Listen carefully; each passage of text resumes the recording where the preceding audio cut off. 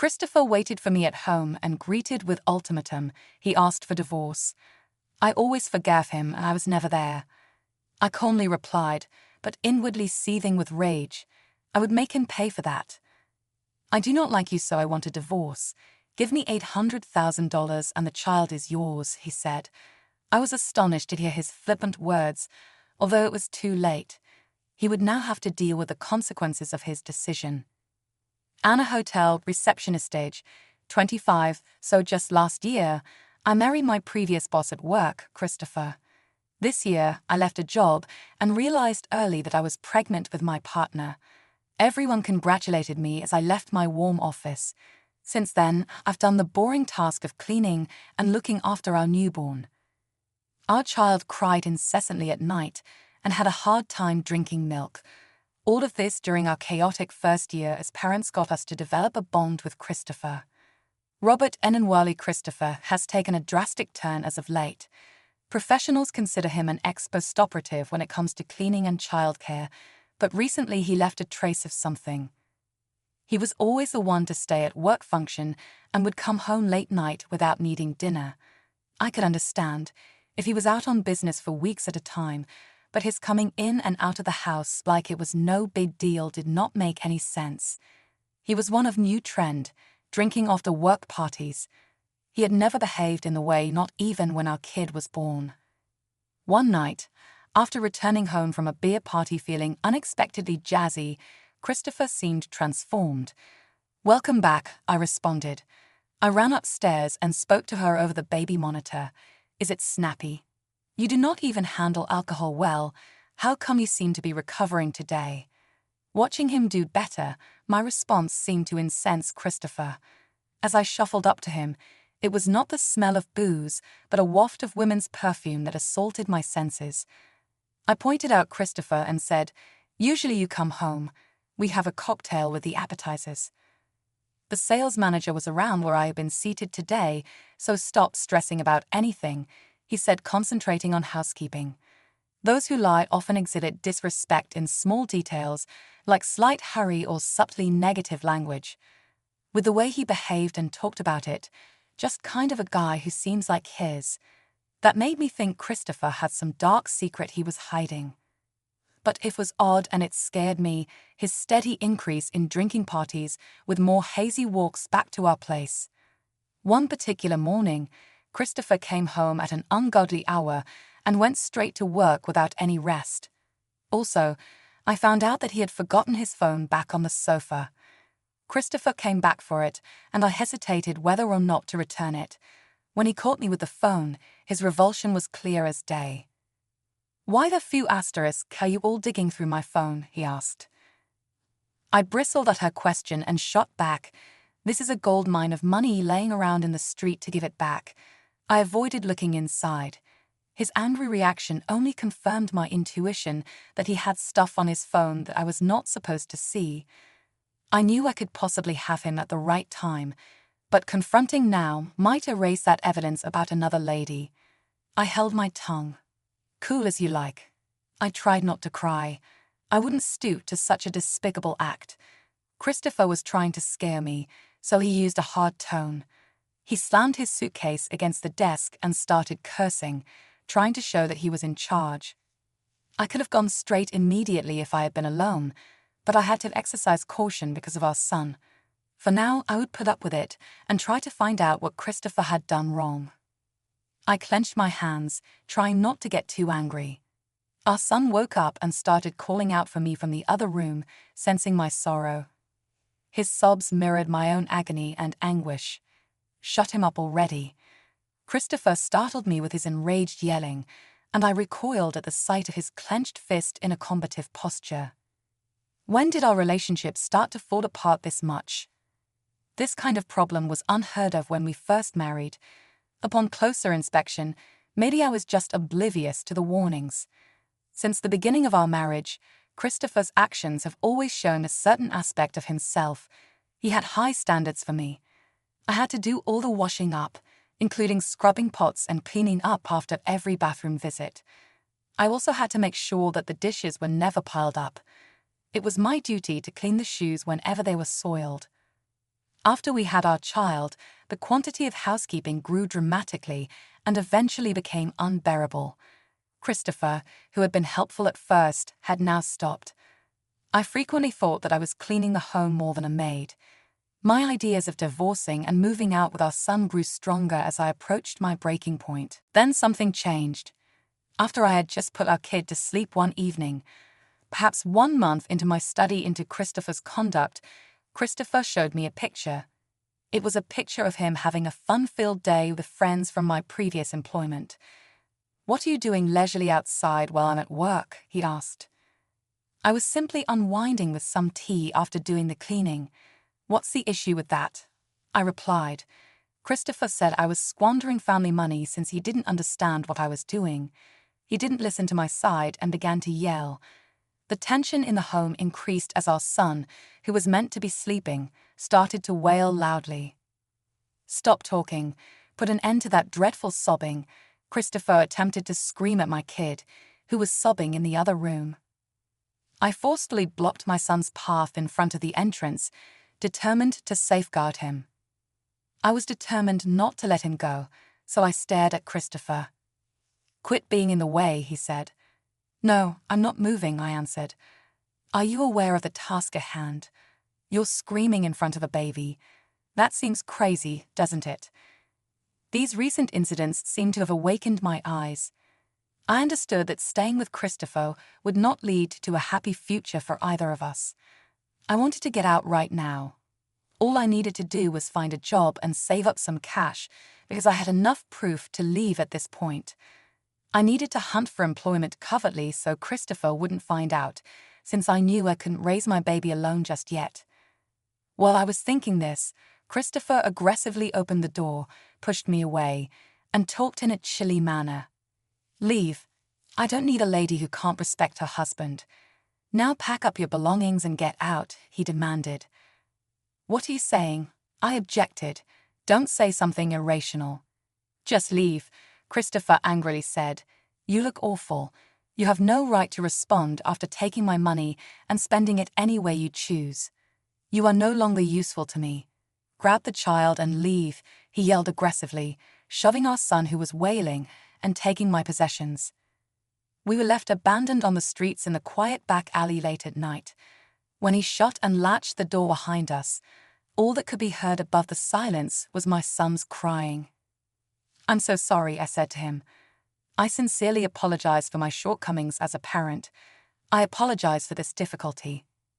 I ran into a neighboring park, clutching my son close to keep him warm so that I wouldn't be observed by the people. I apologized repeatedly and promised to keep him safe at all costs. I was going to get aid at the city hall or somewhere else when the light came up. It started to rain just when I thought things couldn't get much worse. I tried to protect my kid from the rain by holding him closely without using an umbrella or anything else. As the raindrops fell, so did my tears.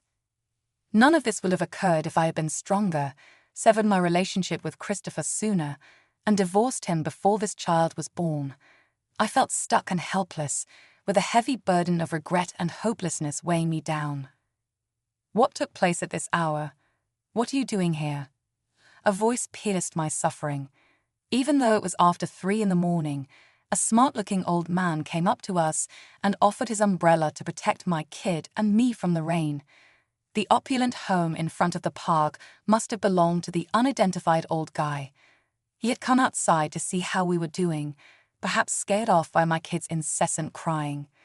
Even though it made me uneasy to be approached by a stranger at this hour, there was something about him that made me feel nostalgic. He covered my head with a towel and wiped my hair softly as I told him about my terrible experiences. "Please come to my home," he replied politely.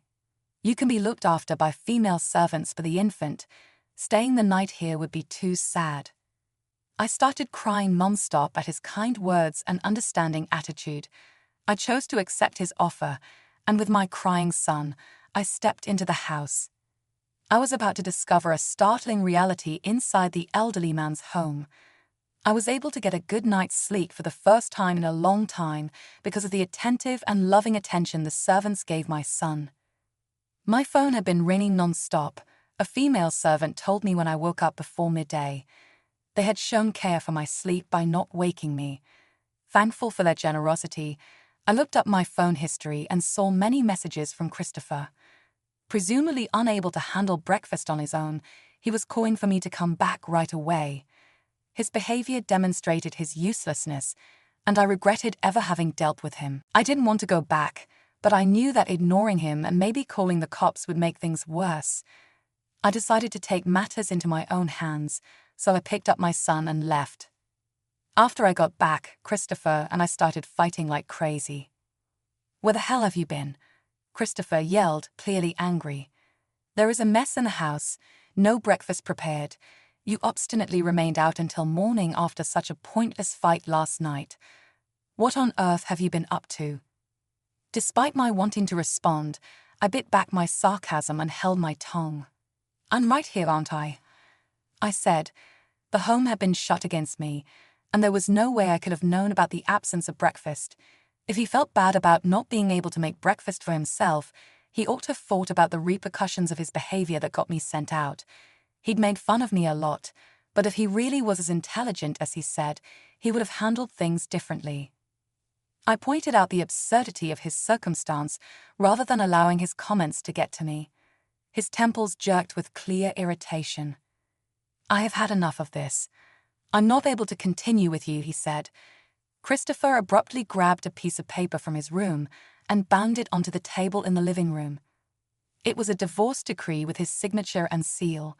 He undoubtedly assumed that when I saw it, I would freak out and ask him to change his mind. I, however, was not going to provide him that satisfaction. Taking my seal and a ballpoint pen from a neighboring shelf, I signed the form without thinking twice. Christopher raised an eyebrow in astonishment and scoffed. "Aren't you unusually obedient? Even if you don't have a job, parents, or anywhere to go, how will you proceed?" His uneasiness did not match his swagger. I saw the twitching at the corner of his mouth and the cold perspiration starting to build on his forehead. I hated him inwardly and his cunning methods. I hurriedly grabbed the last of my possessions, ignoring his insults. Still seeming unconcerned, Christopher struck his last blow. "Being in your presence deprives me. Let's get a divorce.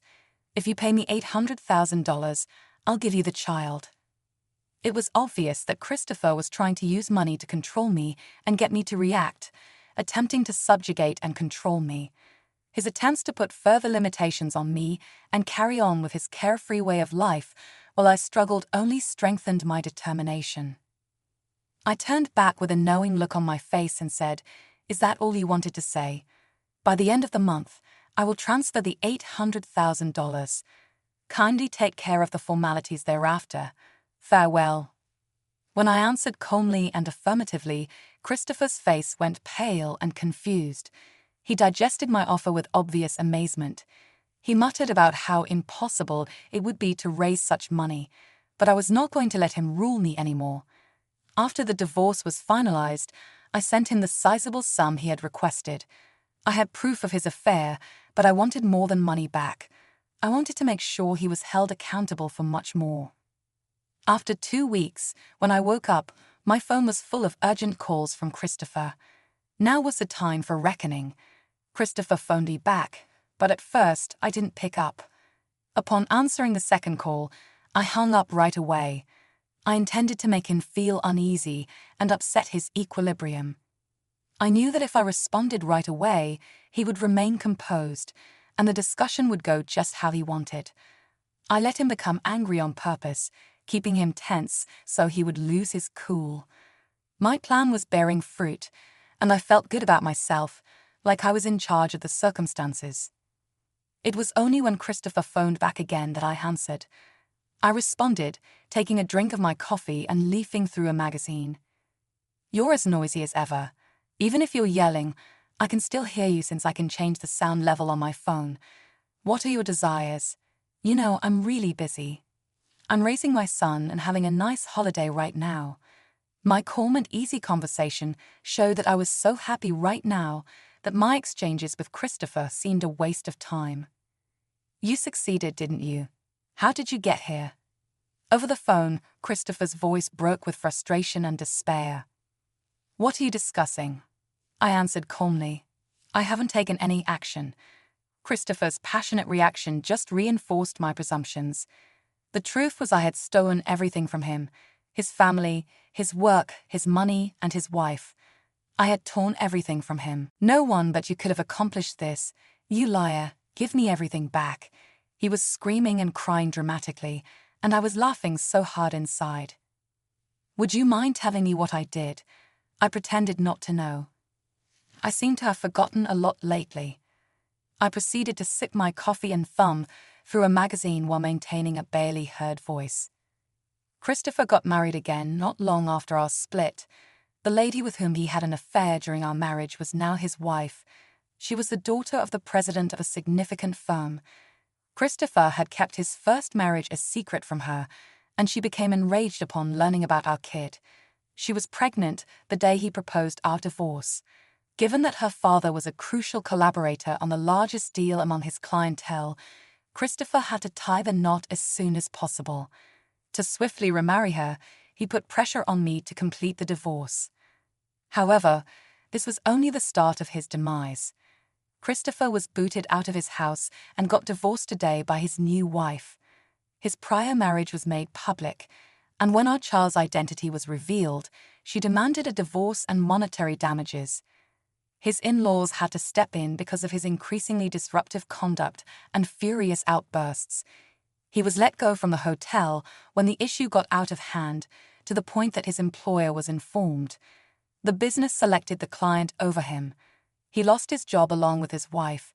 Furthermore, Christopher was left financially devastated since he had to pay damages and compensation for all the $800,000 he had gotten from me. He had to spend all of his funds because the sum was not enough to offset the losses. Why? Why is she aware of my prior marriage? Christopher was obviously desperate. "You are the only one who could have accomplished this. You have stolen my joy."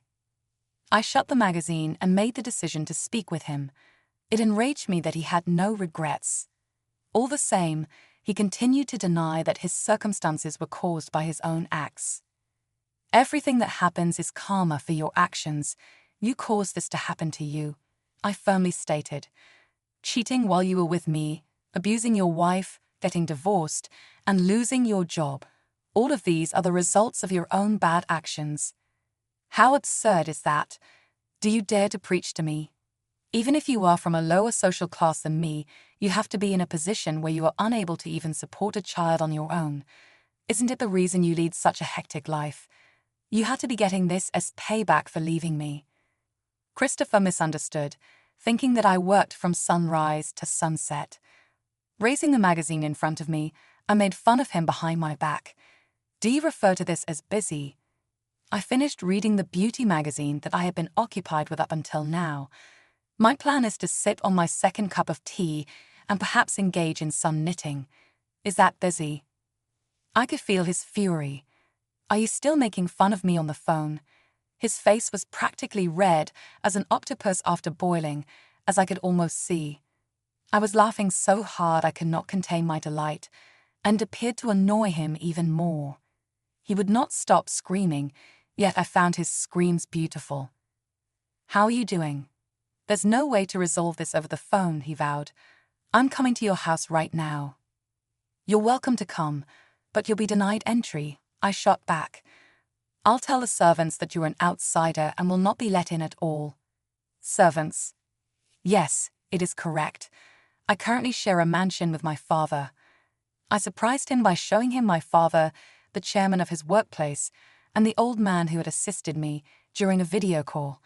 "Hey, Christopher, is this our initial encounter?" my father said with composure. Christopher seemed noticeably shaken.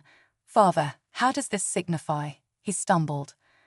Though I couldn't see Christopher's face, I could imagine how confused he must be. Christopher's presumption started to falter once he was informed that I didn't have a father. Actually, my mother and I were divorced when she was expecting me. The relationship between my mother and father went against what society expected. My mother was a regular citizen while my father was the heir to a financial giant. The entire family was against my father's marriage to my mother, and my grandma did not support it. Dad had been abandoned, cut off from everyone, and no matter how hard he tried, he could never have the marriage sanctioned. After observing this, my mother suggested they split up, providing me with legal recognition with his approval. They did not permit the marriage, but they did give monthly child support because they did not want the conglomerate's reputation to be damaged. It has been a while since your mother died. I was told that she didn't exist in this world. Even though I genuinely wanted to meet her, it would have been excessively harsh to inform a small child her father was absent. Your mother requested me to take care of you when she died last year, and I have been keeping an eye on you from the shadows. I was actually astonished to find Anna standing outside the home, wet to the bone. Even though I knew you got married since I had heard about it at the firm, my father said. That day, were you under the chairman's care? Yes, I answered. When the rain got to us, my father came to our aid. My father put his hand softly on my back and comforted me while I gave Christopher a menacing look. You did say I had no financial standing, correct? How unfortunate. My father's business is now in my ownership, and its entire asset worth is $13 billion. I'm not a closed-minded person who gets worked up over $800,000. That is the entire narrative. I wasn't alarmed by the enormous $800,000 that day because my father had offered it to us after lending a hand. The woman in the picture is my acquainted daughter. I'll ask the other partner to file for an immediate divorce after explaining the circumstances. They have to be kind individuals. I will get all of the money back for you, so don't worry about it. Anna, put our child and yourself first. He is the priceless heirloom your mother departed with. I promise not to let you feel sad. After hearing my father's comments, I immediately agreed to Christopher's divorce and sent the agreed-upon payment. We'd been playing with Christopher all along, and now at last he appeared to recognize how stupid he was. It's ridiculous that you believe you're intelligent, I snorted. He didn't say anything, looked cornered, and seemed dejected. Perhaps he just recognized that giving up was his only option. And so our bitter argument with him came to an end, and Christopher never bothered us again. After a few years, my kids started primary school. I lived a happy life at work and in private, surrounded by my father and my kid. We were also well treated by the personnel, and I at last experienced the warmth of a family. The room was suffocating, the air thick with unspoken truths and veiled accusations. I stood across from Marcus, my husband of 5 years, the man who once promised to be my rock, now the source of my deepest turmoil. Marcus, we need to talk about your mother, Helena, I said, my voice steady despite the storm brewing inside me. He sighed, a dismissive sound that had become all too familiar. Evelyn, can we not do this now? I've had a long day. This can't wait, I insisted. Every time we visit your parents, your mother corners me about why we haven't had kids yet. You know why, Marcus. You said you didn't want them, but to her, I'm always the one at fault. Marcus avoided my gaze, focusing on a spot just past my shoulder. You know how she is, Evelyn. Just let it go. Let it go? My voice rose, a mixture of frustration and disbelief coloring my words. I can't keep being the scapegoat for a decision we both made. He finally looked at me, his expression an unsettling blend of annoyance and detachment. You're making a big deal out of nothing. She's just being a mother. You wouldn't understand. That stung. I wouldn't understand? Because I don't have children or because I don't work anymore? The memory of my old job as a marketing consultant flashed in my mind. I had left it at 32, plagued by health issues exacerbated by stress. Now 35, I was healthier, but trapped in a different kind of stress, one that Marcus seemed oblivious to. Look, I don't want to argue, Marcus said, his tone dismissive. Can't you just handle it? It's what you're good at. Handle it. Those words echoed in my mind. That's all I had been doing since we got married, handling things. His indifference, his mother's invasive comments, the weight of unspoken expectations. I realized then that the man I married, the one who used to appreciate my presence, who used to say he was lucky to have me, had changed. Or perhaps he had always been this way, and I was just now seeing it. The revelation was as painful as it was liberating.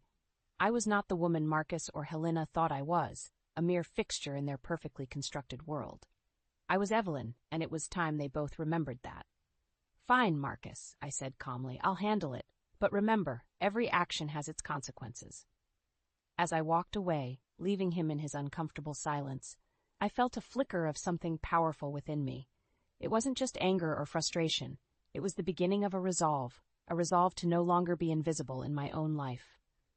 The incessant ticking of the living room clock was the only sound, breaking the uncomfortable silence. Helena, my mother-in-law, sat across from me, her eyes scrutinizing, as if she were trying to unravel a mystery that she couldn't quite grasp. "So, Evelyn," she began, her voice laced with a deceptive sweetness, "it's been quite a while since you and Marcus got married. Don't you think it's time you gave me a grandchild?" The question, repetitive and invasive, hit me like a physical blow. It wasn't the first time she had broached the subject, and each time she made sure Marcus was conveniently absent.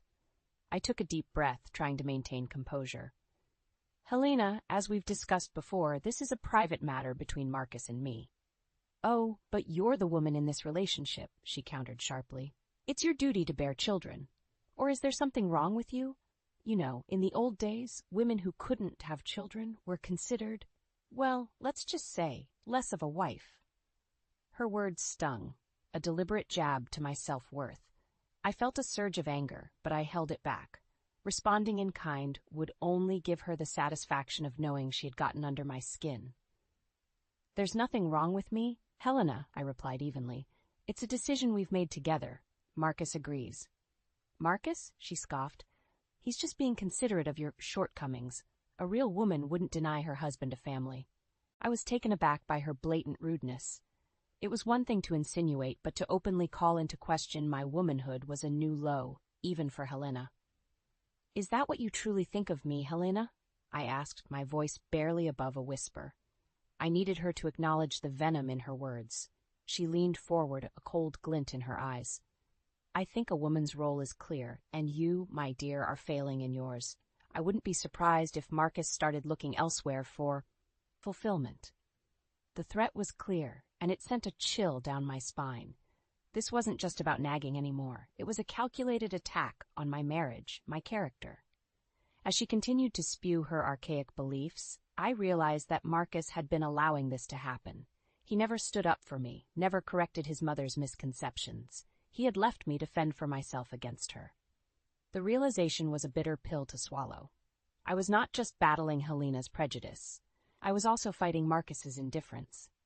It was a two-front war, and I was suddenly very aware that I had been fighting it alone. I excused myself from the room, Helena's mocking laughter following me. In my bedroom, I looked at my reflection in the mirror. The woman staring back at me was strong, resilient. She was someone who deserved respect, not disdain. I made a silent vow then I would no longer be the passive recipient of Helena's cruelty. It was time for her to see the consequences of her actions. And as for Marcus, he would soon have to choose a side. The morning sun streamed through the kitchen window, casting a warm glow over the breakfast I had prepared. As I arranged the plates, my mind was preoccupied with the upcoming trip for my mother Leah's 60th birthday. The idea of a surprise getaway to Aspen, a place she had always dreamed of visiting, brought a rare smile to my face. Marcus walked into the kitchen, his eyes glued to his phone. "Morning," he mumbled, barely acknowledging my presence. "Morning. I wanted to talk to you about next weekend," I said, pouring him a cup of coffee. "We're going to Aspen for my mom's birthday. I've planned a little surprise." He finally looked up, his interest piqued. "Aspen, huh? Staying somewhere nice?" I nodded. "A beautiful resort. It's going to be special for her." He sipped his coffee, a thoughtful expression on his face. "Sounds expensive. You sure we can afford it?" "I got a great deal," I reassured him. "And it's important to me. We rarely do something nice for my parents." Marcus shrugged. "As long as it's not too lavish. You know how I feel about unnecessary spending." His response stung. It was always about money with Marcus, never about the sentiment. I pushed down the hurt, focusing on the positive. "It's all arranged. We just need to pack and show up." The day of the trip arrived, and I felt a mix of excitement and anxiety. As we drove to the resort, I couldn't shake the feeling that something was off. Marcus had been unusually quiet, lost in his own thoughts. Upon arriving at the resort, my heart sank. There, in the lobby, were Helena and Richard, Marcus's parents. My surprise for Leah was now overshadowed by their unexpected presence. "Marcus, what's going on?" I asked, my voice trembling with a mix of anger and disbelief. He avoided my gaze, shifting uncomfortably. "I thought it would be nice to invite my parents too. They deserve a break." I was speechless. This was supposed to be about my mother, our time with her. "You invited them to my mother's birthday getaway? Without even asking me?" Helena stepped forward, her eyes gleaming with satisfaction. "Why, Evelyn? We're family. It's only right we share in these lovely occasions."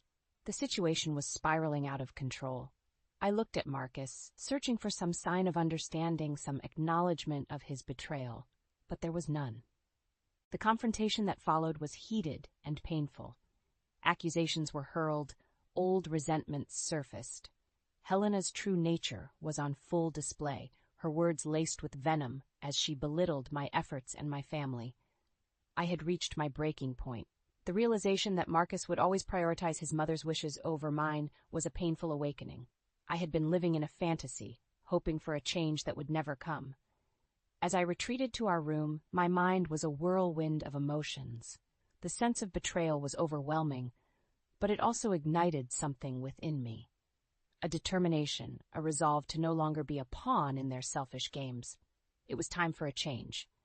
It was time for Helena to understand that her actions had consequences, and for Marcus to realize the cost of his indifference.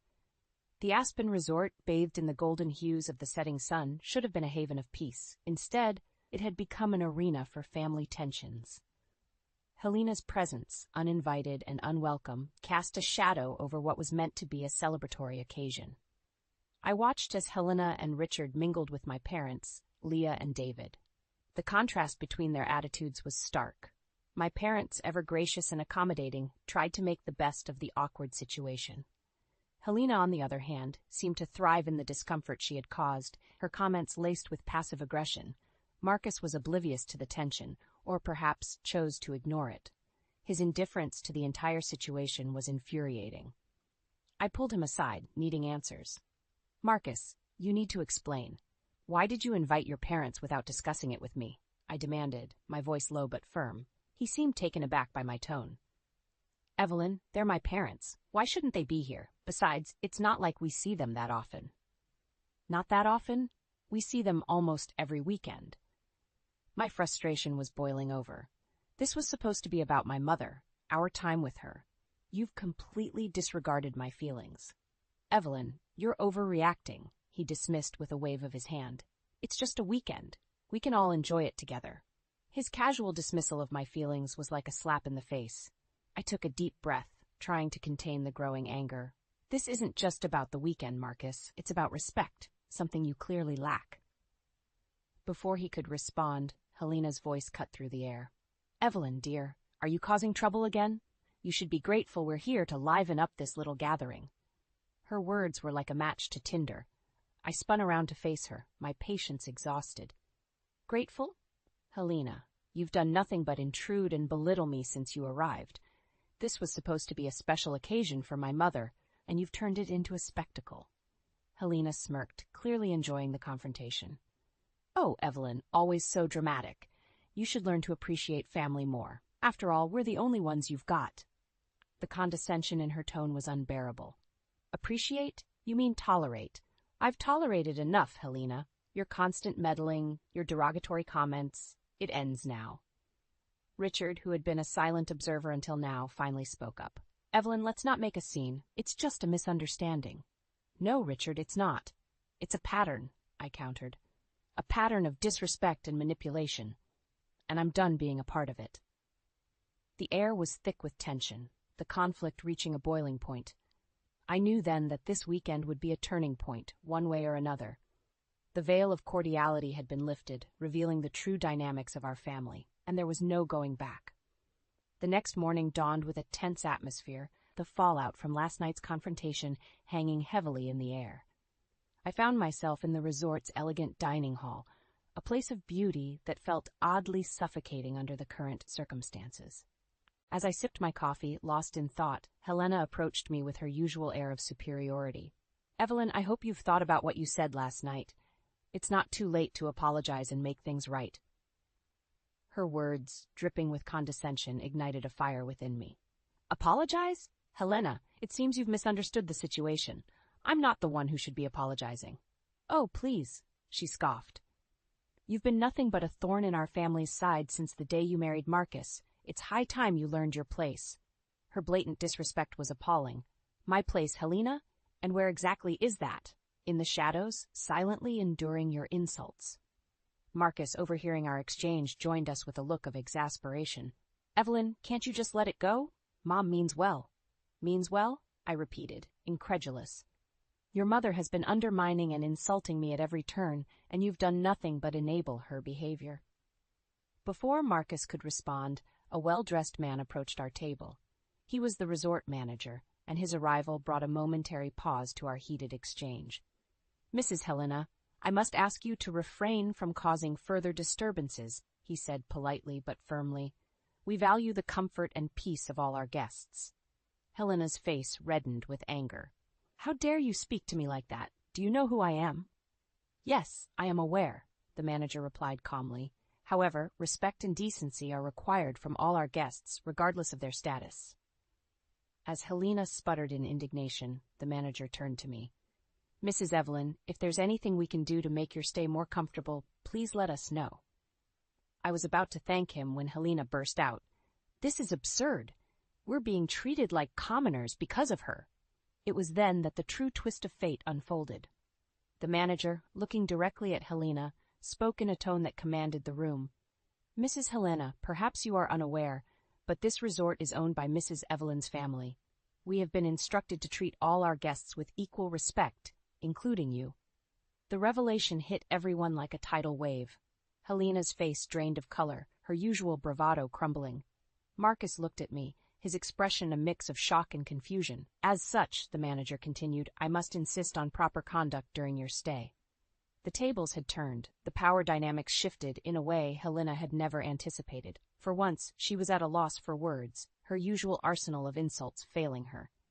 I looked at Marcus, his eyes finally meeting mine. "Marcus, this is more than just about this weekend. It's about us, our marriage. I need a husband who stands by me, not one who hides behind his mother's skirts." Marcus opened his mouth to speak, but for the first time he seemed unsure of what to say. The realization that he had underestimated me and the situation was dawning on him. As Helena and Marcus processed the new reality, I felt a sense of empowerment. For too long I had been under their thumb, but now the truth was out in the open. It was a moment of reckoning, and I was ready to face it head-on. The shock of the revelation about the resort ownership lingered in the air, palpable and heavy. Helena's usual domineering demeanor had dissolved, leaving her visibly shaken. Marcus, too, was unusually quiet, the reality of the situation slowly sinking in. As we gathered for breakfast, an uneasy silence enveloped the table. My parents, Leah and David, exchanged concerned glances but remained respectfully quiet. Richard, Marcus's father, seemed equally uncomfortable, his eyes darting between Helena and me. Helena, struggling to regain her composure, broke the silence with a forced laugh. "Well, this is quite the surprise, Evelyn. Owning a resort, you've been keeping secrets." Her attempt to lighten the mood fell flat. I met her gaze squarely. "It's not about owning a resort, Helena. It's about respect, something you've consistently failed to show." Marcus finally spoke, his voice laced with a hint of desperation. "Evelyn, let's not do this here. We can talk in private." "No, Marcus," I replied firmly. "We've had enough private talks. It's time things were said openly." Richard, who had remained silent, chimed in. "Helena, maybe we should have a word outside." But Helena was not to be silenced. "I don't see why everyone is making such a fuss. We're family, aren't we? Family shares." "Shares, yes, but they also respect each other's boundaries," I countered. "Something you've never understood." Marcus's expression was one of conflict, torn between his loyalty to his mother and the dawning realization of her manipulative behavior. "Evelyn, I'm sorry. I didn't know this would happen." "Sorry isn't enough, Marcus. Your mother's actions and your inaction have shown me where I stand in this family." My voice was steady, but my heart ached with the weight of the truth. I can't be part of a family that treats me like an outsider. The words hung in the air, a final acknowledgement of the chasm that had grown between us. Helena's face was a mask of disbelief, her usual tactics rendered useless in the face of plain truth. Richard, sensing the gravity of the situation, took Helena's arm, urging her to leave the room. As they exited, Helena's parting look was one of resentment, not remorse. Marcus remained, his eyes pleading for understanding. "Evelyn, please, we can work this out." But the resolve within me was unshakable. "Marcus, it's not just about this weekend. It's about every unacknowledged insult, every moment you chose to ignore my feelings.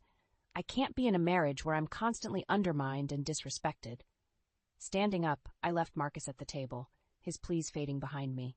The decision was painful but necessary. I had endured enough, and it was time to reclaim my dignity. As I walked away, I felt a mix of sorrow and strength. The path ahead would be challenging, but for the first time in years, I felt in control of my destiny. In the weeks following the tumultuous weekend at the resort, life had taken an unexpected turn.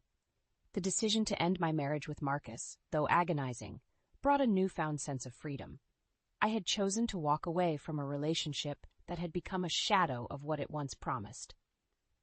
As I sat in the cozy office of the resort, now my place of work, I reflected on the events that led me here.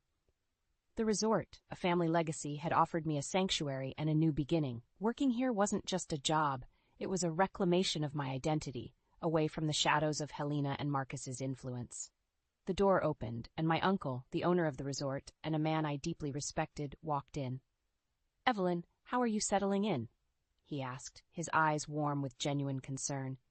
"Better than I expected," I replied, smiling. "Thank you for this opportunity, Uncle. It means more than you know." He nodded, understanding the unspoken words. "You've always been strong, Evelyn, stronger than you realized." Our conversation was interrupted by the arrival of a colleague, bringing news that would add a final twist to my story. "Evelyn, you might want to see this," she said, handing me a local newspaper. The front page carried a story that was both shocking and vindicating. Helena and Marcus had been involved in a public altercation, one that had escalated to the point of police intervention. The article detailed Helena's attempt to control Marcus's life, even post-divorce, leading to a heated exchange that had spiraled out of control. As I read the article, a mix of emotions washed over me. There was a sense of vindication, seeing Helena's true nature exposed for all to see. But there was also sadness, a poignant reminder of the man Marcus could have been, if not for his mother's overbearing influence. My uncle's voice brought me back to the present. "Evelyn, remember, you're not defined by their actions. You've moved on to better things." He was right. I had moved on, both in location and in spirit. Working at the resort had brought challenges, but it had also brought a sense of accomplishment and recognition that I had sorely missed. My efforts were valued, my opinions respected. It was a stark contrast to the life I had left behind. As the days turned into weeks, I found myself growing more confident, more sure of my path. The resort, with its bustling activity and diverse clientele, was a world away from the stifling environment of my previous life. I often thought about Marcus and Helena, wondering if they ever realized the extent of their actions. But those thoughts were fleeting, mere shadows of a past I had chosen to leave behind. In this new chapter of my life, I was no longer just Evelyn, the overlooked wife, the disrespected daughter-in-law. I was Evelyn, the capable and respected professional, the woman who had faced adversity and emerged stronger. As I looked out of the office window at the bustling activity of the resort, I felt a profound sense of peace. The journey had been difficult, filled with pain and betrayal, but it had led me here, to a place of growth and self-discovery, and for that I was grateful. "Patty, I've always been telling you, haven't I? I wanted a son to carry on our family name, yet you gave birth to a girl. I don't need someone who's useless like you. Sign the divorce papers and get out of the house with your daughter." One day, out of the blue, this was what Tony blurted out at my in-laws' house. In his right hand was the divorce paper, and he was holding his mistress on his left side.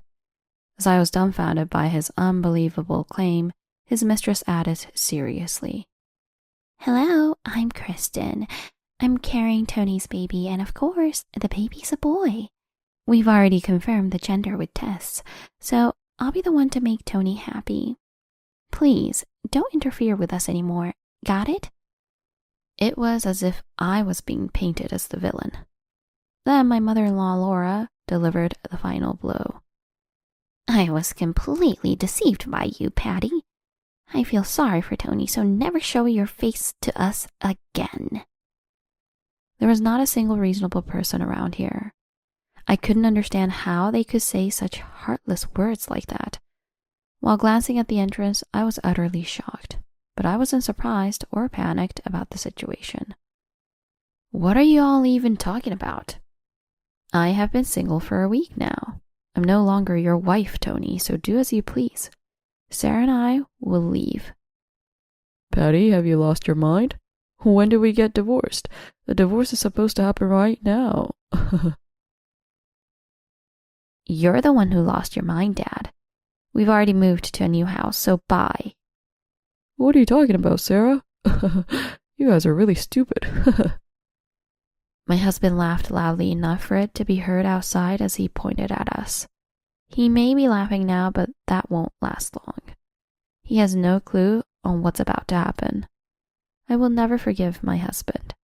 He will surely regret hurting our daughter. As my husband continued to laugh, I calmly began to speak. The stupid one here is you, Tony. I already filed the divorce papers. You just had no clue about it. Being pushed to the edge really does make people do unexpected things, huh? I never thought you would espouse such nonsense, but I guess this is your true nature. I feel way better knowing I'm divorcing a liar like you. My husband, along with Laura and Kristen, looked down on me with contempt. Really, why did I ever approve of such a foolish daughter-in-law like you? I really want to punch my past self. I wasted my precious son's time. The biggest sin of my life. The only comfort is that you're about to be discarded right now. So just get out, loser. Oh, Laura, you and Tony are too kind. How could you just listen to her? I definitely made the right choice in choosing Tony. He's such a compassionate man. Patty, stop lying and let Tony go. It's for your own good. Their smirks were exactly like those evil witches in fairy tales. The heart is revealed through actions, and the ability to upset people with just a laugh is, in a way, a talent. But where there is evil, there is also justice. From now on, I will be the one to judge this evil. They will all regret what they've done. I displayed a video on my smartphone and confronted the three. Do you recognize this? A video. No. Footage from a camera? What about it? Oh, isn't this Tony's room? Why do you have footage of Tony's room on your smartphone? Do they really not understand anything? For people who call others stupid, their brains don't seem to be very sharp. That's exactly why they engage in immoral acts like infidelity so easily and even condone it. At the moment, it all made sense to me. I decided to reveal the truth to the three of them. This is footage from a hidden camera. I have been secretly monitoring you, Tony. I installed a camera in your room. So with that, I found out about your mistress and the pre-filled divorce papers. What? You installed a hidden camera in my room? That's why I secretly took out the divorce papers while you were away and submitted them. If you think I'm lying, why don't you go check it? There's nothing left in that drawer. Tony returned from his room half in disbelief, but when he came back, his face was pale. He seemed to have recognized the truth of my words. Laura and Kristen also lost their smiles when they saw his state. I can't believe it. She already knew. Well, I'm surprised, but this is convenient, isn't it? It saved me the trouble of submitting them. Kristen, let's remarry right now. Nothing can stop us now. That's right. When you think about it, there's nothing bad about this. It just sped up the process of getting rid of a useless daughter-in-law like her. This woman couldn't get pregnant with a son anyway. She was never right for my precious Tony. This is a chance for Tony to restart his life. Laura laughed loudly. As a mother myself, I understand the feelings of a parent who loves their child, but even then, the love she has for her son seems a bit too much. Certainly, my husband had taken over the family business after his father passed away, and he probably earned more than the average person. I knew he had worked hard. After all, we were married. But no matter how adorable a parent finds their outstanding child, it doesn't justify mistreating their spouse. The harsh words thrown at me by Laura from the time we were married are a bitter memory I wish I could forget. It has been truly difficult. My only ally is my daughter, Sarah. She has even been ignored and mistreated by them. I can never forgive them. Only I can protect my daughter. I will make them pay for how they treated us. I pulled out a small piece of paper from the drawer and presented it to the three. Tony and his mother looked at the paper with puzzled expressions.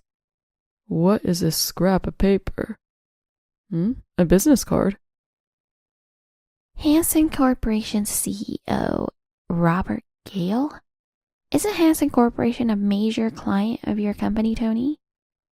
Yeah. Why do you have the business card of the CEO of such a big company?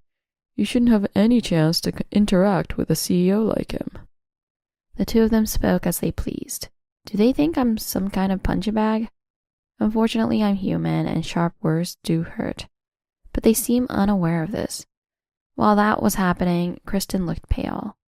Noticing her turning pale, Tony spoke up. Kristen, what's wrong? You look pale. Of course she would.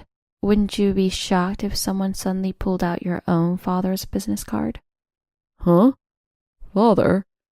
What are you talking about? Seeing my husband's visibly confused expression, I couldn't help but smile. He really knew nothing. Seizing the moment, I raised my voice and stated clearly, Your mistress is the daughter of your client's CEO. What? No way. Such a perfect coincidence like that can't be true. You must have gone crazy. I always thought you were a worthless daughter-in-law, but now you're just a jerk trying to frame people. I wonder what kind of upbringing produces such a worthless person like you. I'd really like to ask your parents about this. I was infuriated by what Laura said, which not only insulted me, but my parents as well. She really insults people as easily as breathing. My daughter puffed up her cheeks in indignation as well. Seeing her like that relaxed me a bit. Emboldened by the comments of Tony and his mother, Kristen confronted me with a defiant expression. I agree with Tony and Laura. I don't care if he's the CEO of a big company or whatever. I've never met or heard of such a person. Don't make up someone's family out of nowhere, you jerk. Exactly. I have met Mr. Gale because of my position, but he looked nothing like Kristen. Though I admit judging Kristen as a CEO's daughter makes sense, since she is elegant and intelligent. She's totally on a different level than you. Right. She must have been raised by wonderful parents unlike you. That also means Sarah's future is predictable, even though she's Tony's daughter with a mother like you. Laura glaringly sent a contemptuous look towards my daughter. Not to be outdone, my daughter glared back fiercely. Enraged, I slammed the papers I had prepared hard onto the table. What now? Robert Gale? Christian Gale? Adopted? This is Mr. Gale's family registry. It proves the identities of Mr. Gale, his wife, and their unmarried child. As written here, Kristen is Mr. Gale's adopted daughter, which is why she doesn't resemble him. What? Why do you have Mr. Gale's family registry? Because Mr. Gale and I have a cooperative relationship. After I learned of your affair, I tried to reach out to him. Mr. Gale kindly entrusted me with this family registry. Tony then raised his voice. What a joke. He's the CEO of a big company. You can't just meet him that easily. That family registry must be fake. Now you've even resorted to faking documents. What a hopeless woman. Did you think we were so dumb as to be deceived by fake documents like this? You're gravely mistaken. Don't lump us in with someone as dumb as you. The stupid ones here are you guys. Faking official documents is a crime called forgery of official documents, punishable by 1 to 10 years in prison. I wouldn't commit such a crime just for this. If I got arrested, Sarah would suffer. Then why are these documents here? You must have prepared these to confuse us. He seemed desperate to deny any relationship between Mr. Gale and Kristen. Clearly, the idea of his mistress being the daughter of a client's CEO was unthinkable. People tend to shut out information that's inconvenient to them. But that's fine. Whether they face it or not, they're doomed for life. If you think they're fake, that's fine. I'm just letting you know the facts. My firm stance began to change my husband and Laura's attitude. Their smiles vanished and they began to tremble. Tony turned back to Kristen. Kristen, just to make sure, tell me. You weren't deceiving me, right? Kristen shook her head vigorously. That's impossible. Why would I lie to the person I love? Mr. Gale is a stranger to me. I had a child with you because I love you. I would never lie about this. I couldn't help but give a grand round of applause to Kristen's response. Well done, Kristen. You've shown your unwavering will. You truly love Tony, don't you? I'm moved. So I have a reward for you. Just wait a moment. I hurried out of the living room with puzzled looks stabbing my back.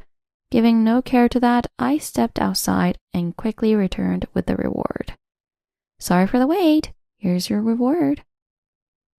What? No way! Kristen's eyes widened in shock as she backed away. Unbeknownst to her, Mr. Gale had been waiting outside all along. Furthermore, the door was intentionally left ajar. When Tony presented me with the divorce papers today, I glanced at the entrance with dismay, aware of Mr. Gale's presence. Tony straightened up immediately and greeted as soon as he saw Mr. Gale. Oh, Mr. Gale, it's been a while. Don't worry about formalities. They mean nothing to me. Mr. Gale returned Tony's greeting with a cold gaze. A deep wrinkle formed between his eyebrows and his veins popped out. I've been waiting outside the door, and oh, what an interesting conversation I've heard. Tony, I've come to understand your true nature very well. It's been an enlightening experience. To think that there are people who speak such foul words in this world. Don't you think so? Well, you see... Knowing that Mr. Gale had heard everything, Tony seemed unable to come up with any excuses. He just stood there, dripping with cold sweat and looking down. Mr. Gale also glanced at Kristen, whose shoulders jolted up. Don't you two feel ashamed of what you've done? There are things one shouldn't do as a human. Marriage and love are different. Once you've sworn eternal love, you must at least fulfill the basic responsibilities. Apologize to Patty immediately. His angry voice filled the room. Tony and Kristen shrank back, but Laura stood her ground defiantly. If eternal love is so important, then Tony and Kristen are deeply in love too. Patty no longer loves Tony. After all, she was the one who filed for divorce. Therefore, it is only natural for two people in love to be together. There's nothing wrong with that. That is an unbearable justification. Yes, it is joyful when two people in love come together. However, both parties being single is the basic condition. Moreover, there's not only Patty, but also Sarah involved. Disposing of someone because they can't have a son? What era do you think you're living in? If you are living in the present, please update your mindset. This is just unacceptable.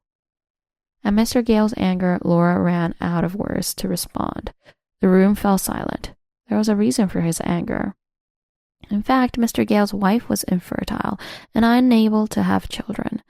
There are still people with outdated mindsets like Tony and Laura, but there are also many who want to have children but can't.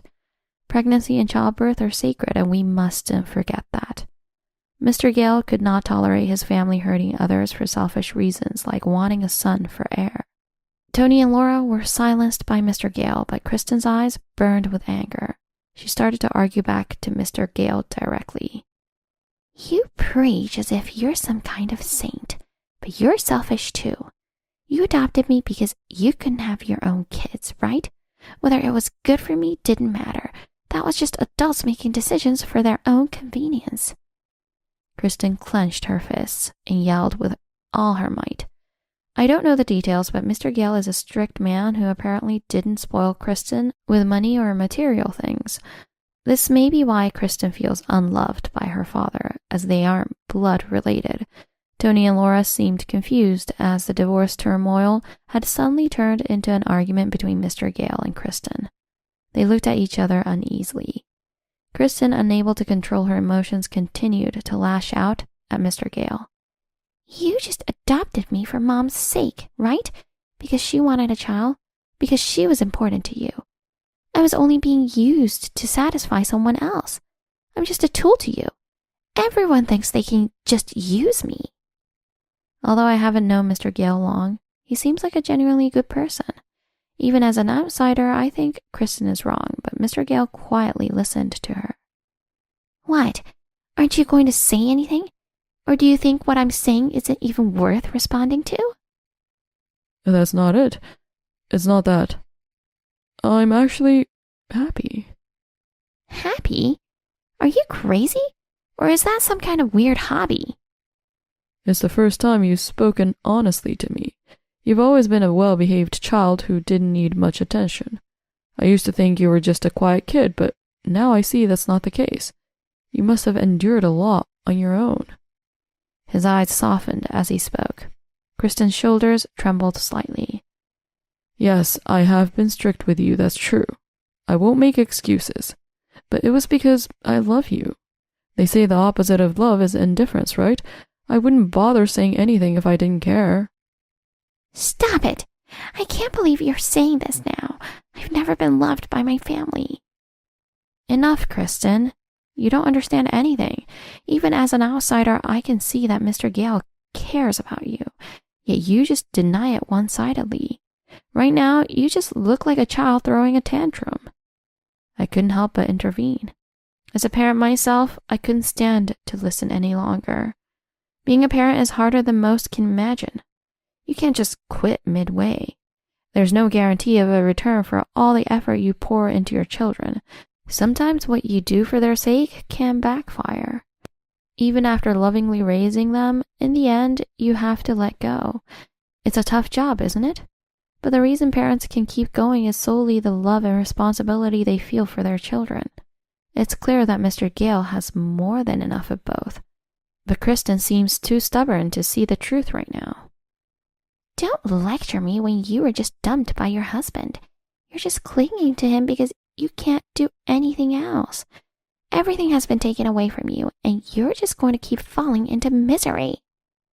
The conversation shifted towards me, and seeing that it was their chance, Tony and Laura regained their momentum.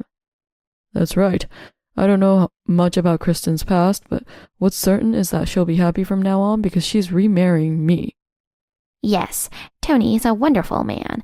He was too good for someone like you. Now he can finally start a life with a woman who matches him. I'm looking forward to it. A child's happiness is a parent's happiness. What they were saying wasn't wrong, but coming from Laura, it sounded insincere. My daughter seemed to think the same, giving her grandmother a cold look. Despite the three showing no signs of remorse, I boldly declared to them, I don't mind. Remarry or do whatever you like, but remember, you'll be the ones regretting it. That's for certain. My husband and his mother swallowed nervously, but still arrogantly took Kristen's hand. You're complaining it's so lame. Just keep on talking, loser. Don't bother contacting us anymore.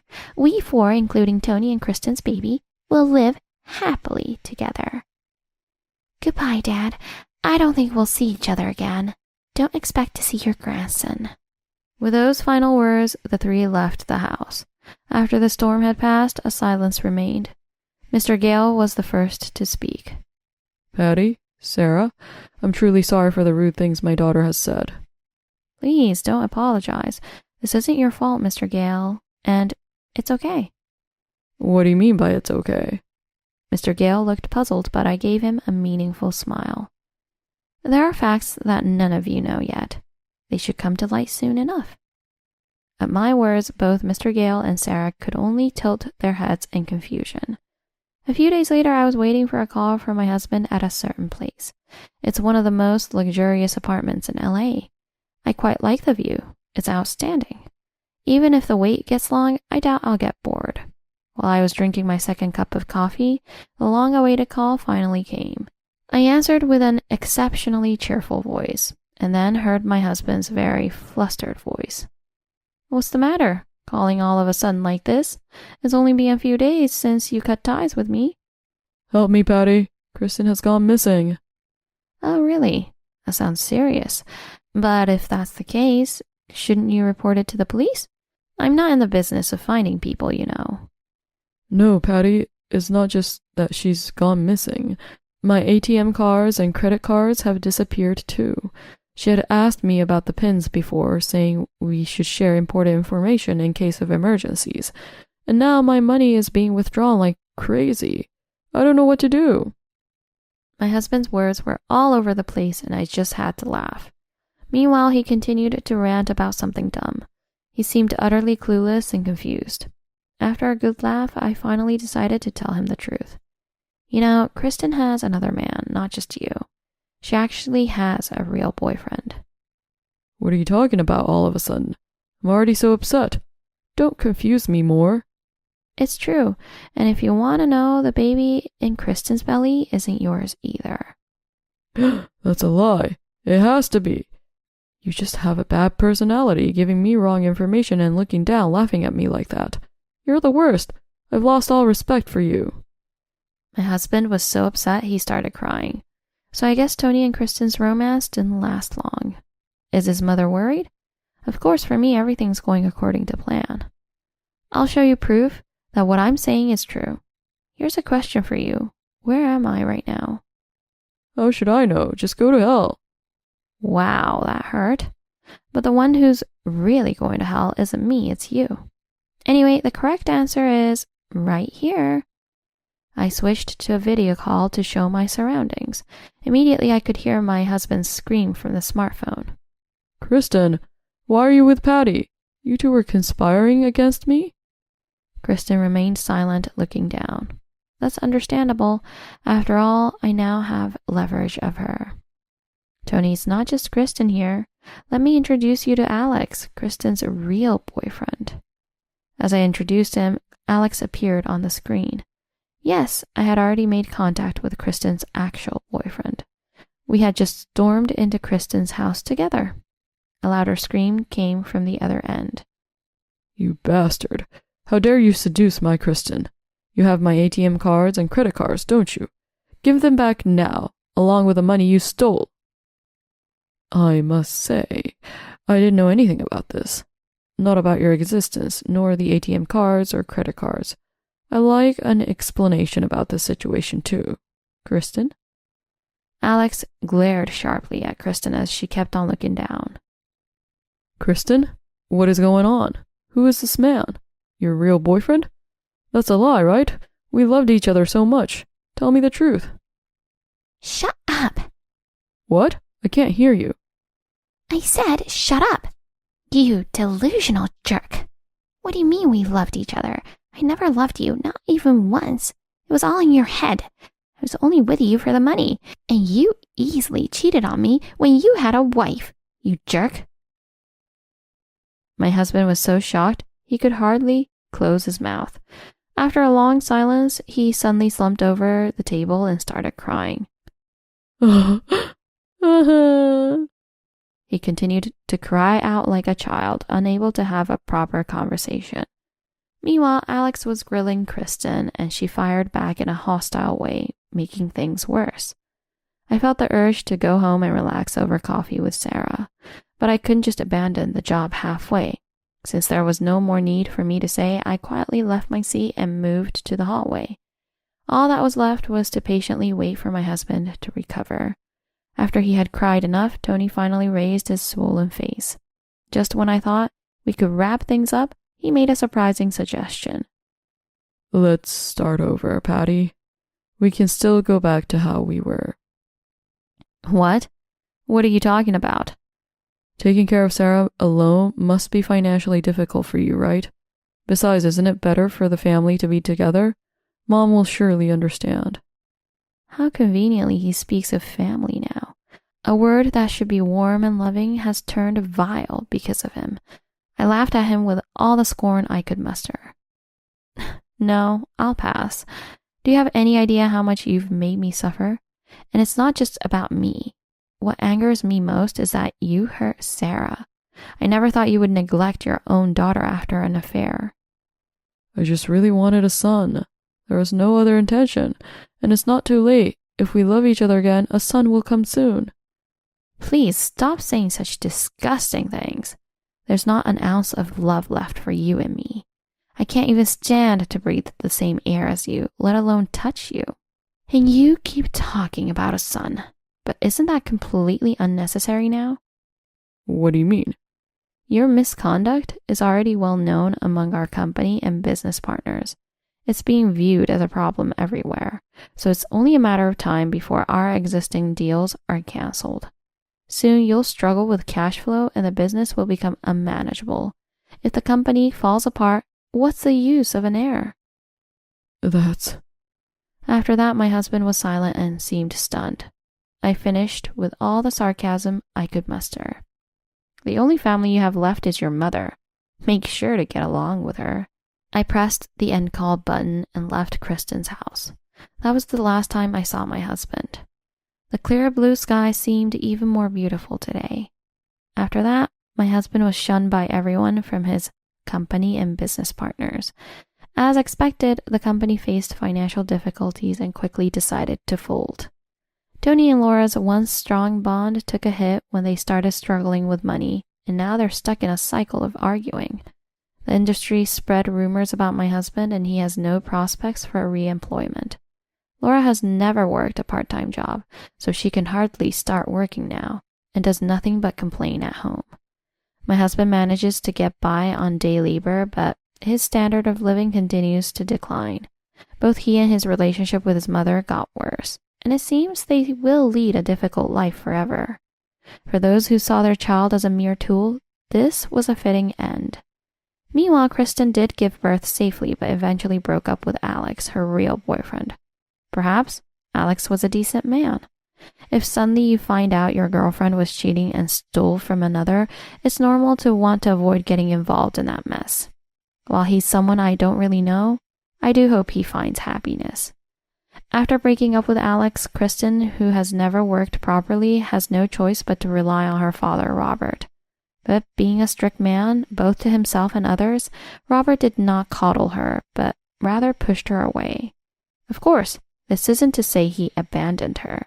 Robert loves Kristen, which is why he wants her to acknowledge her mistakes, reflect, and live an honest life. I am indebted to Robert as well. I can only hope that some of his wishes reach her. As for me, I now live peacefully with my daughter. While we aren't rich, living without fear of living with toxic family members is truly comfortable. I want to give my daughter all the attention she missed out on. Years later, I was lucky enough to get remarried with my current husband and was blessed with a son.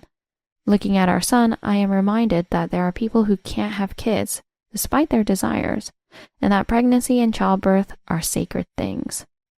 These are things I must never forget. Going forward, I would cherish the miracle of my children's birth and vow to find happiness with my new family. The necklace glinted in the dim light of our bedroom, its delicate silver chain coiled like a serpent on my palm. I stared at it, my heart pounding, as the implications of its presence under our bed sank in. This wasn't mine. It wasn't Amy's. There was only one explanation, and it made me sick to my stomach. "Mommy, can we have ice cream?" Amy's voice floated up from downstairs, snapping me back to reality. I quickly shoved the necklace into my pocket. "Just a minute, sweetie," I called back, trying to keep my voice steady. As I made my way downstairs, I could hear Doug in the kitchen, his laptop keys clicking away. He barely looked up as I entered. "Hey, can you grab Amy some ice cream?" "I'm in the middle of this proposal," he said, not taking his eyes off the screen. I clenched my jaw, fighting back the urge to confront him right then and there. "Sure," I managed, opening the freezer. "Amy, come get your ice cream." Our 3-year-old came bounding in, pigtails bouncing. "Yay! Thanks, Mommy. As I scooped the ice cream, I watched Doug out of the corner of my eye. He seemed so normal, so unaffected. How could he sit there, acting like everything was fine, when there was clear evidence of his betrayal burning a hole in my pocket? Doug, we need to talk, I said, my voice low and tense. He finally looked up, his brow furrowing. Can it wait? I'm really swamped with this freelance gig. No, it can't, I snapped, louder than I intended. Amy looked up from her ice cream, her eyes wide. Doug sighed, closing his laptop. All right, what's so urgent? I glanced at Amy, then back at him. Not here. Upstairs. Now.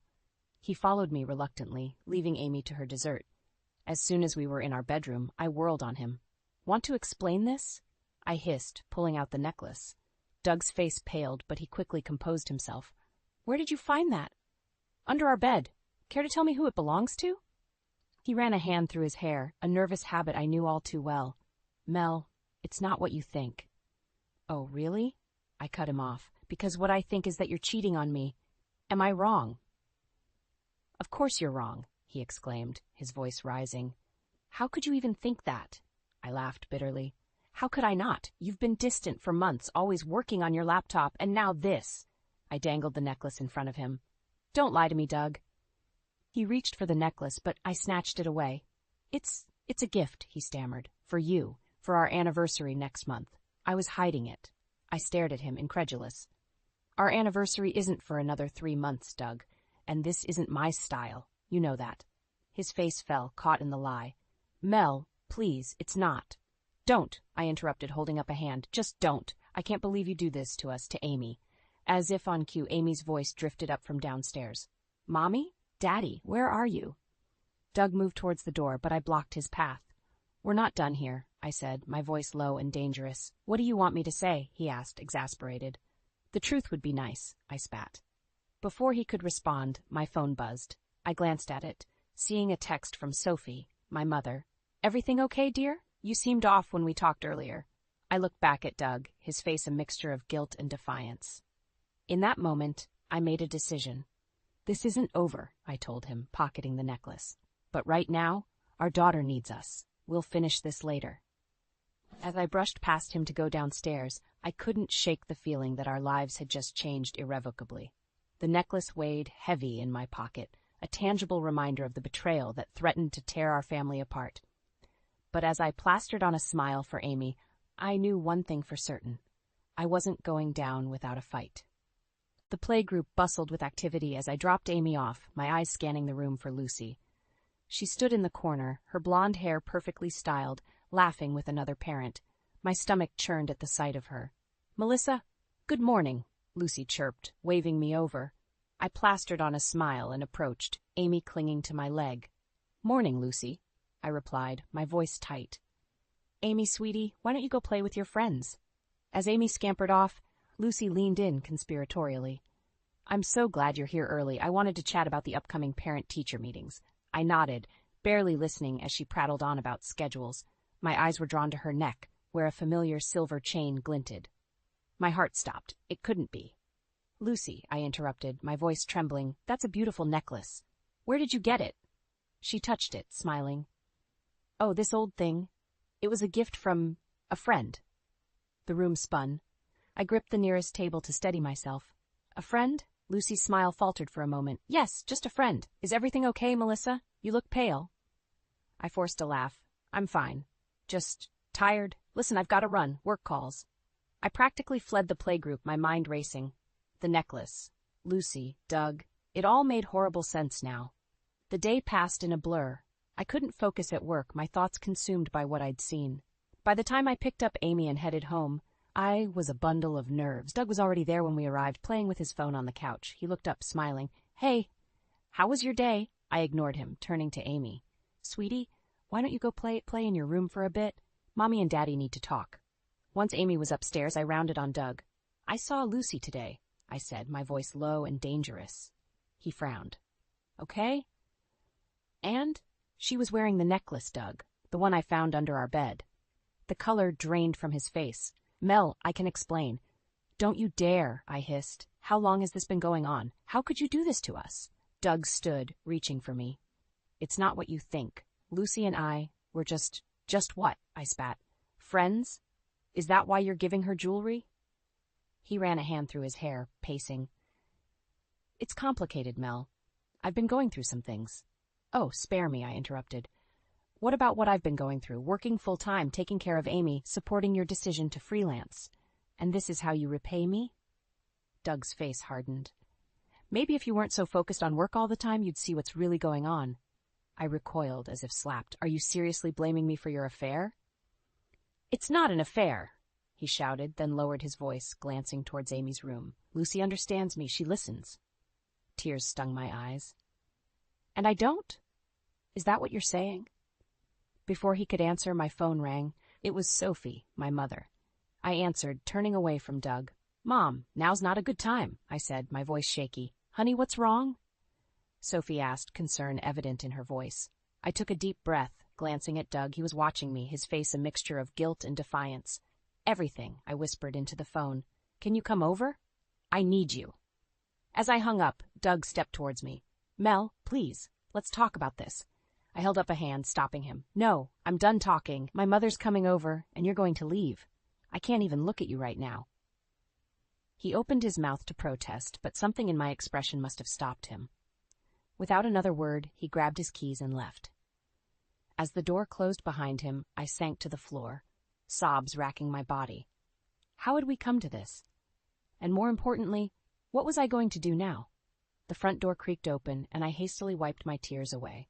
Sophie rushed in, her face etched with concern. Melissa, honey, what's going on? She enveloped me in a hug, and I crumbled against her. It's Doug, I choked out. He's having an affair. Sophie stiffened. That no-good son of a... She caught herself, glancing towards Amy's room.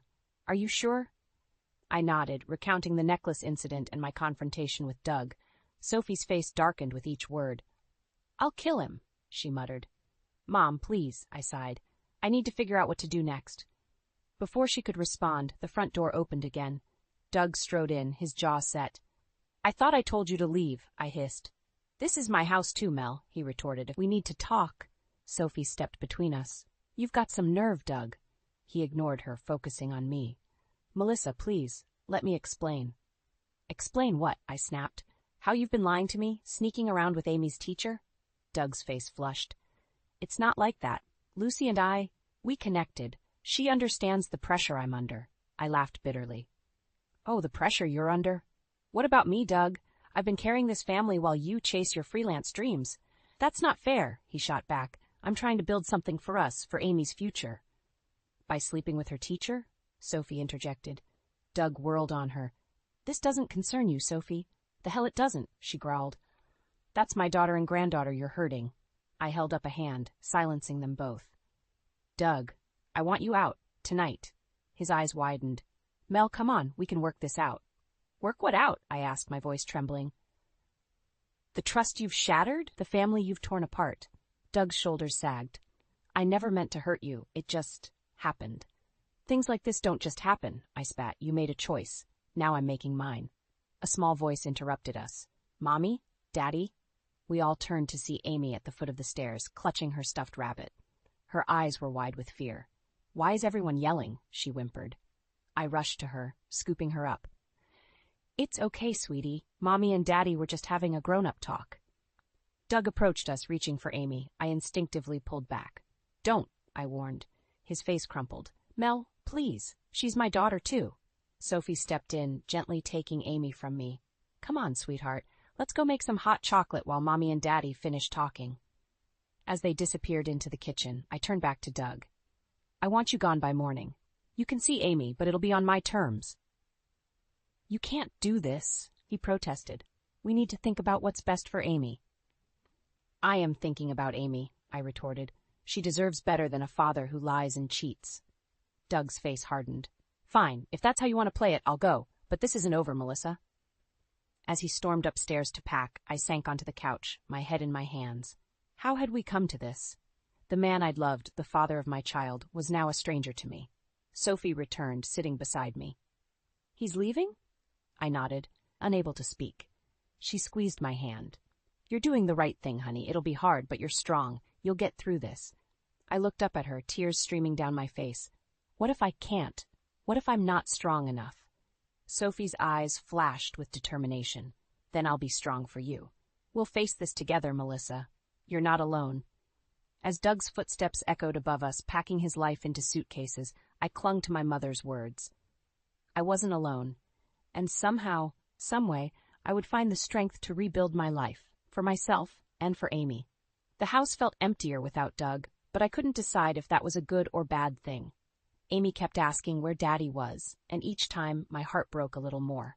I'd told her he was on a work trip, but I knew that excuse wouldn't hold for long. One afternoon, while Amy napped, I found myself drawn to Doug's home office. I hesitated at the door, my hand hovering over the knob. Did I really want to do this, to invade his privacy? But then I remembered the necklace, Lucy's smug face, and my resolve hardened. The room was a mess, papers strewn everywhere. I started with his desk drawers, rifling through documents and old receipts, nothing incriminating. His laptop sat on the desk, tempting me. I knew his password, or at least I thought I did. To my surprise, it worked. As I scrolled through his emails, my stomach churned. There were dozens of messages from Lucy, each more intimate than the last. They detailed meetups, shared jokes, and plans for the future. My future. Our future. I felt sick, but it was a folder labeled Melissa that caught my eye. With trembling hands, I clicked it open. Inside were screenshots of text messages, our text messages. Every argument, every cold exchange meticulously documented, and below them, notes. Melissa overreacting again. Another late night at work. Does she even care about this family? Tears blurred my vision. How long had he been planning this? Documenting our downfall? A noise from the hallway made me jump. I quickly closed the laptop, my heart racing. It was just Amy, stirring in her sleep. I slumped back in the chair, overwhelmed. I had my evidence now, but at what cost? The Doug I knew, the man I married, was truly gone. My phone buzzed. A text from Doug. Can we talk? I miss Amy. I ignored it, focusing instead on the laptop. I needed to document what I'd found before he had a chance to delete it all. With shaky hands, I began taking photos of the screen, capturing every damning email and note. As I worked, another text came through, this time from an unknown number. Hi, Melissa. It's Lucy. We need to talk about Doug. My blood boiled. The audacity of this woman. I typed out a scathing reply, then deleted it. No, I needed to be smarter than that. Instead, I wrote, "Fine, meet me at Rosie's Cafe tomorrow at 2 p.m. Her reply was almost immediate. I'll be there. I set the phone down, my mind racing. What could Lucy possibly have to say? Was this a trap? Or did she have information I needed? As if on cue, Amy's voice called out from her room. Mommy? Where's Daddy? I closed my eyes, taking a deep breath. How much longer could I keep this charade up? How much longer should I? I went to Amy's room, sitting on the edge of her bed. Her innocent eyes looked up at me, full of trust and love. In that moment, I made a decision. Sweetie, I said softly, Daddy and Mommy are going through some grown-up problems right now, but I want you to know that we both love you very, very much. Amy's lower lip trembled. Is Daddy coming home? I pulled her close, fighting back tears. I don't know, baby, but no matter what happens, I promise always be here for you. As I held my daughter, I steeled myself for what was to come. The meeting with Lucy, the inevitable confrontation with Doug, the painful process of untangling our lives. It wouldn't be easy, but looking at Amy, I knew it was necessary. Tomorrow, I'd face Lucy and whatever revelations she brought. But tonight I'd hold my daughter and find strength in her love. Because no matter what happened next, I knew one thing for certain. I'd fight with everything I had to protect our future, with or without Doug. The morning sun filtered through the curtains as I sipped my coffee, steeling myself for the day ahead. Amy was at preschool, and I had a mountain of work to tackle before my meeting with Lucy. The thought of facing her made my stomach churn, but I was determined to get answers. My phone buzzed, an unknown number flashing on the screen. Frowning, I answered. Hello, is this Melissa Thompson? A stern voice asked. Yes, this is she. Mrs. Thompson, this is Officer Jenkins from the City Police Department. I'm calling about your husband, Douglas Thompson. My heart stopped. What about Doug? Is he okay? There was a pause, heavy with unspoken dread.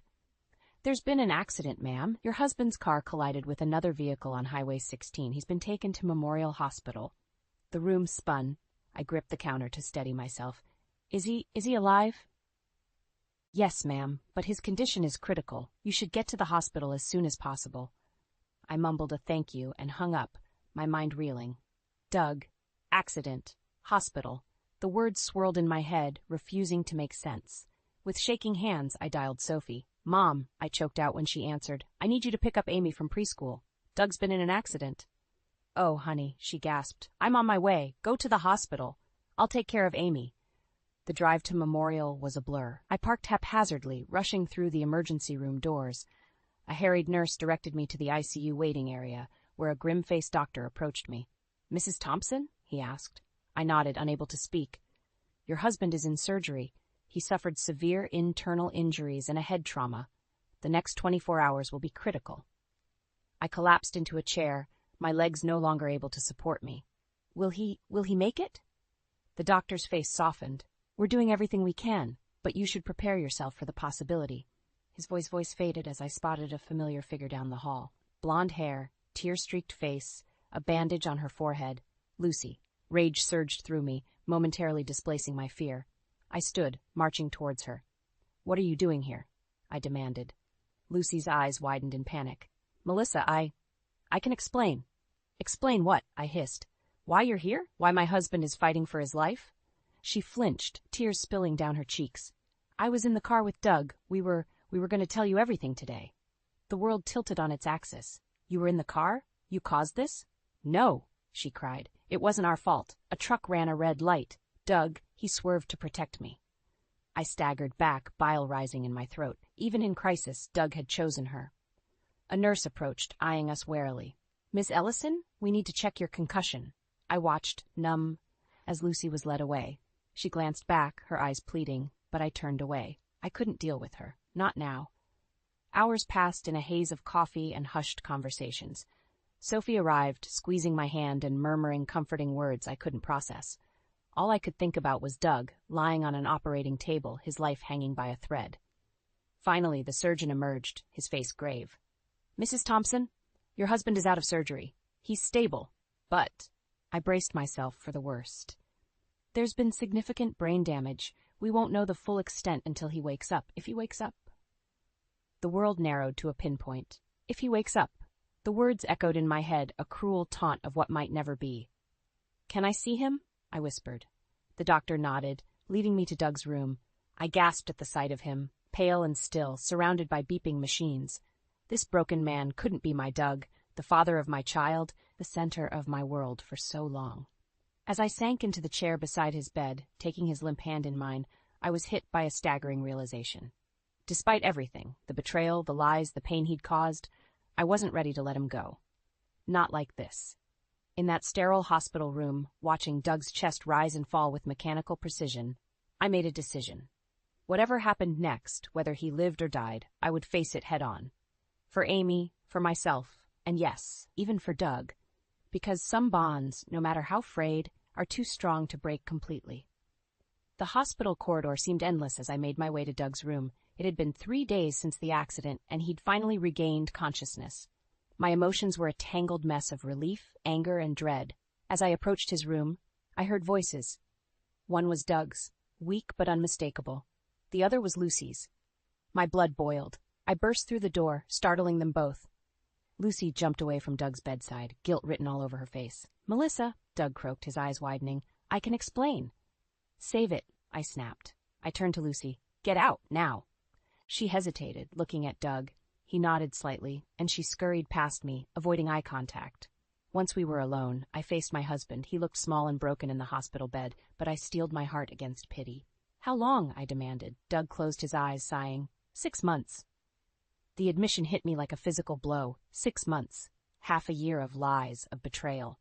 Why? My voice cracked. Why her? Why throw away our family? He struggled to sit up, wincing in pain. I didn't mean for it to happen. Lucy, she understood me, made me feel alive again. And I didn't? Tears stung my eyes. What about Amy? Did you think about her at all? Guilt flashed across his face. Of course I did. I love Amy more than anything. Not enough to stay faithful to her mother, I spat. Doug reached for my hand, but I pulled away. Mel, please. I know I messed up, but this accident, it's made me realize what's truly important. I want to make things right. I laughed bitterly. Make things right? Doug, you were in that car with her. You were going to leave us. He shook his head vehemently. No, we were coming to talk to you, to confess everything. How noble of you, I said, my voice dripping with sarcasm. And now what? You expect me to forgive and forget? Doug's face crumpled. I'm asking for a chance, for Amy's sake, if nothing else. The mention of our daughter sent a fresh wave of pain through me. How would I explain this to her? A knock at the door interrupted us. It was Doug's doctor. Mr. Thompson, Mrs. Thompson, he greeted us solemnly. I have your latest test results. The atmosphere in the room shifted, tension crackling in the air. The head trauma has caused some complications, the doctor explained. There's a high probability of long-term cognitive and motor function impairment. The words hung heavy between us. Doug would need extensive care and rehabilitation. The implications were staggering. As the doctor continued explaining the prognosis, I felt the weight of responsibility settling on my shoulders. Despite everything, Doug was still Amy's father. Could I really walk away now? But then I remembered the betrayal, the lies, the secret meetings with Lucy. The life we'd built together was already in ruins. Did I owe him anything more? The doctor left, and silence fell over the room. Doug looked at me, his eyes pleading. Melissa, he whispered, I know I don't deserve it, but I'm begging you, don't give up on us. I stood there, torn between fury and compassion, between the vows we'd made and the trust he'd shattered. The future I'd imagined for us lay in pieces, and I had no idea how to put it back together, or if I even wanted to. I can't do this right now, I said finally, my voice trembling. I need time to think. As I turned to leave, Doug called out, Mel, wait, what about Amy? What do we tell her? I paused at the door, my hand on the knob. Without looking back, I replied, I'll figure it out, like I always do. Stepping into the hallway, I leaned against the wall, my legs weak. The enormity of the situation crashed over me. In a matter of days, my life had been turned upside down. Now I faced an impossible choice: stay and try to rebuild what was broken, or walk away and start anew. As I made my way out of the hospital, one thought echoed in my mind.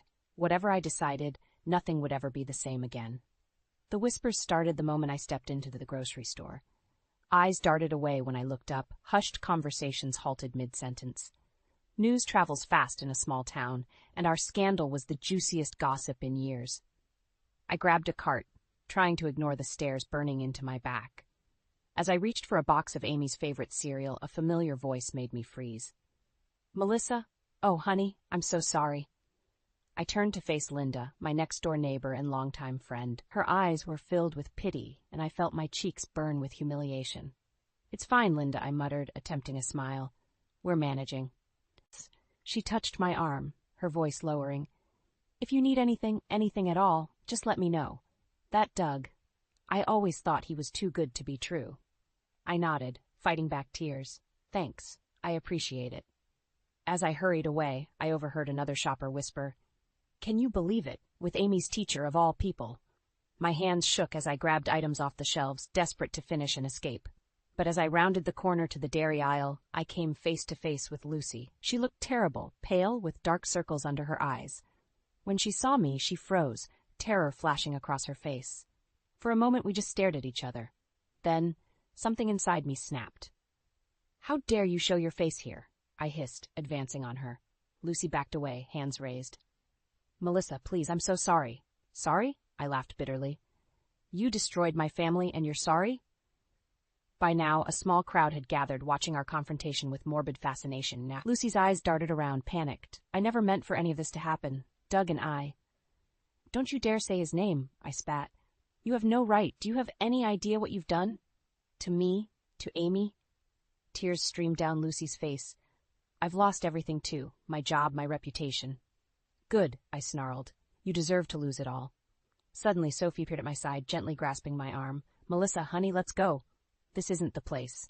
I shook her off, my rage building. No, Mom, she needs to hear this. Everyone needs to hear this. I turned to the gathered crowd, my voice rising. You want to know the truth?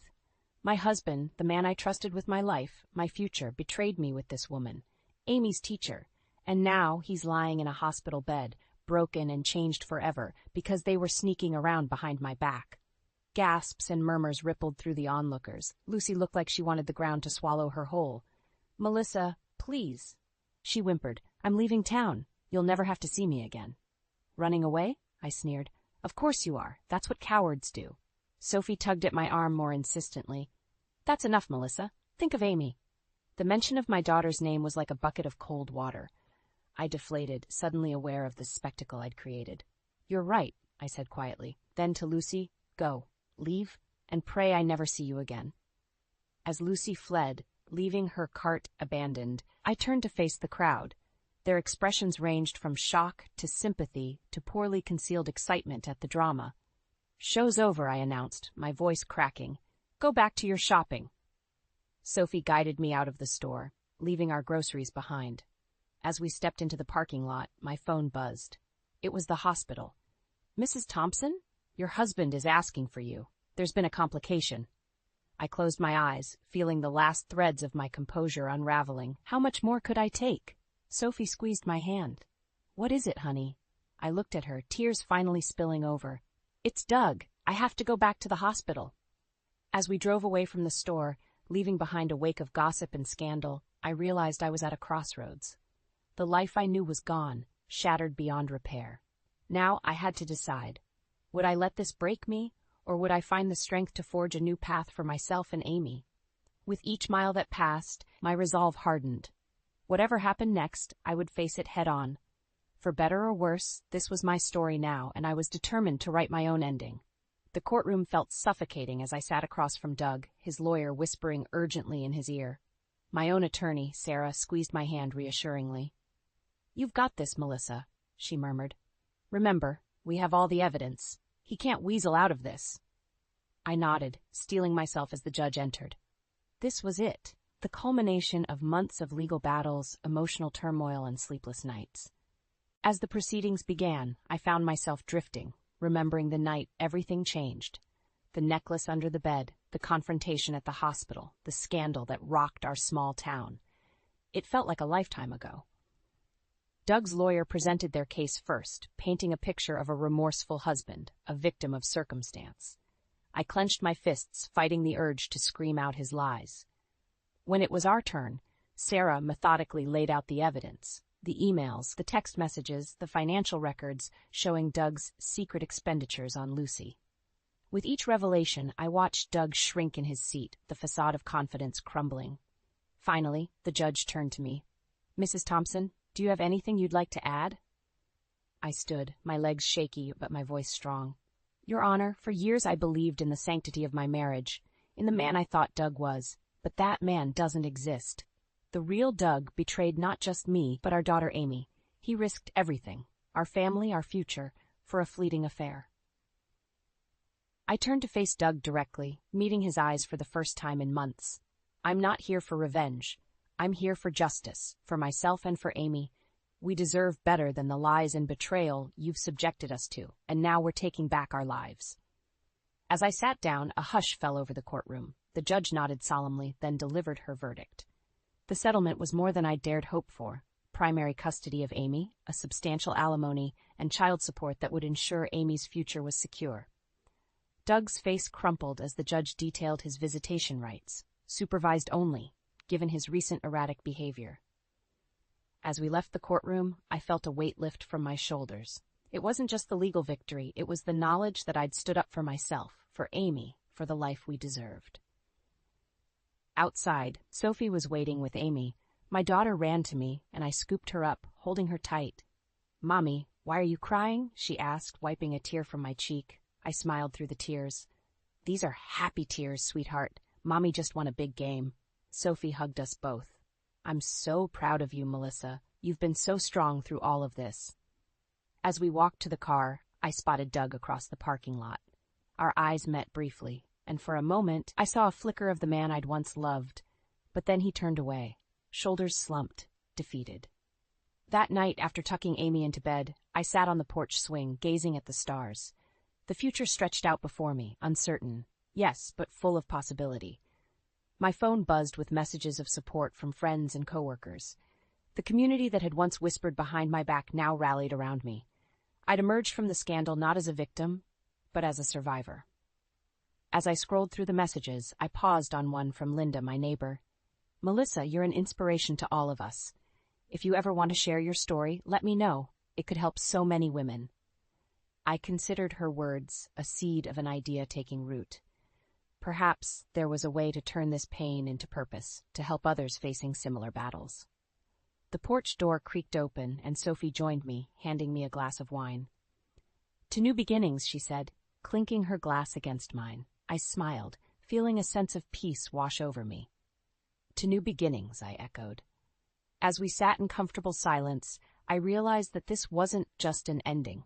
It was a beginning. The road ahead would be challenging, but for the first time in months, I felt ready to face it. I had survived the storm, emerged stronger, and now, with Amy by my side and a support system I never knew I had, I was ready to write the next chapter of our lives. On my own terms, with my head held high, the future was mine to shape, and I intended to make it a bright one. For myself, for Amy, and for any woman who needed to know that there was life and triumph after betrayal.